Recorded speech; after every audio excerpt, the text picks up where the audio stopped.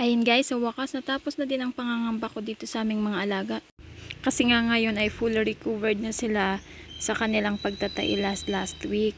Halos mag 7 days din kasi silang ganun guys na talagang basa yung tae nila, talagang tubig siya.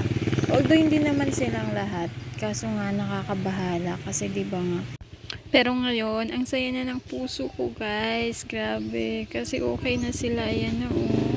Mabisang panggamot pala guys yung ubod ng saging, tapos yung bayabas, yung sabaw, ilalaga, tapos yun yung ipinaiinom namin.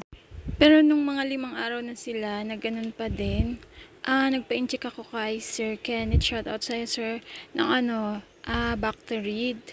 Tapos tuloy pa din yung ubod ng saging, tapos sabaw ng bayabas. 80 days old na pala sila guys, since birth. And by the way, Pilmico Feeds nga pala yung gamit namin ngayon guys sa aming mga fatteners. Hindi to sponsor guys ha, pero Pilmico baka naman. Hala, nagparinig. Hindi guys, kasi nga si Pilmico talaga, iba talaga yung quality ng feeds nila. Talagang makikita mo talaga yung resulta. Kaya naman isa yan sa mga dahilan kung bakit Pilmico yung pinili ko. Kaya naman hanggang dito na lang muna tayo guys. Thank you for watching and happy farming everyone. God bless us all.